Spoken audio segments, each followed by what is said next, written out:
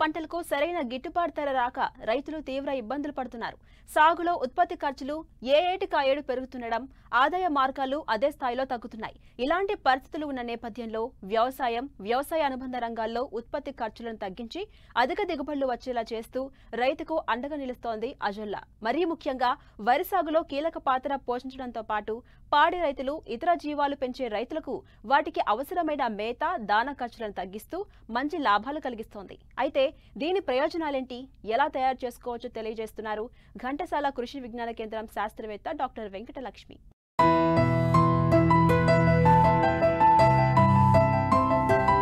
చిన్న చిన్న నీటి కుంటల్లో తక్కువ కాలంలోనే అత్యంత వేగంగా పెరిగేది అజొల్లా. ఆకుపచ్చ పెరును జాతికి చెందిన ఈ మొక్క ఇతర మొక్కల మాదిరి కాకుండా ప్రత్యేకమైనది. ఇది పెరగడానికి నేల అవసరం లేకుండా నీటిపైనే పెరుగుతుంది.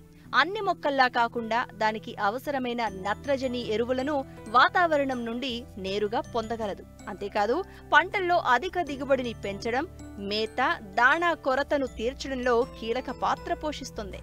ఇప్పటికే దీని వాడకం విరివిగా ఉన్నా ఇంకా చాలా మంది రైతులకు దీనిపై సరైన అవగాహన లేదు. అలాంటి ఈ అజొల్లాను రైతు స్థాయిలో ఏ విధంగా పెంచుకోవచ్చు, దాని ఉపయోగాలేంటో సవివరంగా తెలియజేస్తున్నారు కృష్ణా జిల్లా ఘంటసాల కృషి విజ్ఞాన కేంద్రం శాస్త్రవేత్త డాక్టర్ వెంకటలక్ష్మి. ముందుగా ఏంటంటే ఈ అజొల్లా అన్నది ఏంటంటే ఫెర్న్ జాతికి చెందిందనమాట. మెయిన్గా ఈ అజొల్లాలో మనకి అనబినా అజొల్లా సైనోబాక్టీరియా అనేది ఉంటుందన్నమాట. ఇదేంటంటే మనకి వరి పొలంలో ఏంటంటే నత్రజని ఇవ్వడం జరుగుతుందన్నమాట. మనకి మామూలుగా వరి పొలంలో యూరియా అలాంటివి వేస్తారు కదా, మనకి ఈ అజొల్లా కూడా మనకి వేస్తే ఏంటంటే మనకి 10 నుంచి 20% నత్రజని అన్నది తగ్గించుకోవడం జరుగుతుంది అనమాట. అంటే ఇది ఒక జీవన ఎరువు అనమాట.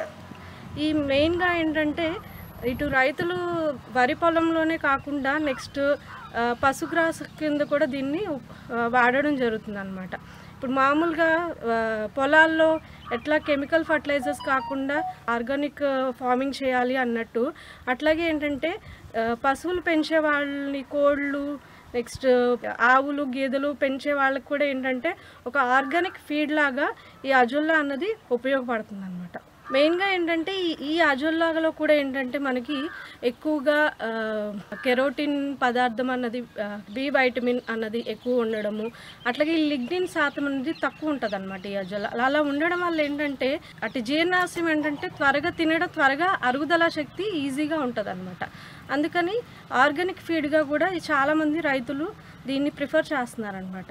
జస్ట్ మనకు కావాల్సింది ఏంటంటే దానికి కావాల్సినవి పశువుల పేడ ఒకటి, నెక్స్ట్ సింగిల్ సూపర్ ఫాస్ఫేట్ ఒకటి, నెక్స్ట్ కొంచెం కరెక్ట్గా ఒక తొట్టు లాంటివి తయారు చేసుకొని కొంచెం ఒక నీళ్ళు కూడా ఎక్కువ పెట్టనవసరం లేదన్నమాట. తక్కువ శాతం పెట్టుకుంటే కరెక్ట్ ప్రొసీజర్ కనుక ఫాలో అయితే మనకి ఒక వారం రోజుల్లో ఈ అజొల్లా అన్నది ఎలా తయారవుతుంది ఈజీగా వచ్చేస్తుంది అనమాట. ముందుగా ఏంటంటే మనం ఒక తొట్టిని అన్నది ప్రిపేర్ చేసుకోవాలి. ఒక 2.5 మీటర్లు పొడవు, నెక్స్ట్ 1.5 మీటర్లు వెడల్పు అన్న తొట్టిని తయారు చేసుకోవాలి. ఒక 10 సెంటీమీటర్లు హైట్ పెట్టుకోవాలన్నమాట.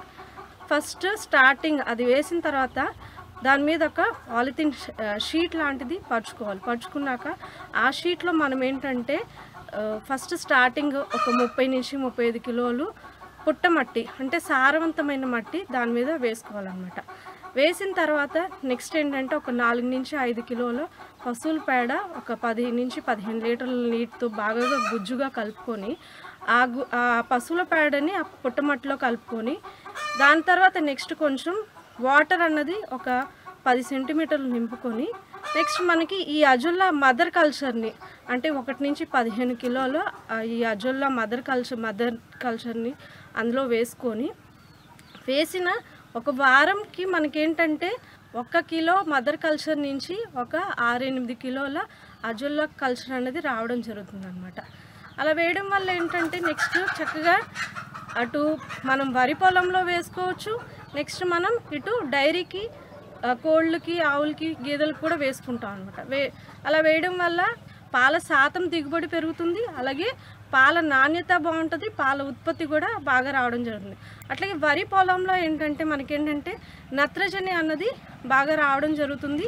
మనం 1 ఎకరానికి ఒక 80 కిలోలు మనం యూరియా వేసుకుంటే ఈ అజొల్లా వేయడం వల్ల ఏంటంటే ఒక 10 నుంచి 15% తగ్గించుకోవడం వల్ల అప్పుడు మనం ఒక 65 కిలోలు యూరియా వేసుకోవచ్చు అనమాట.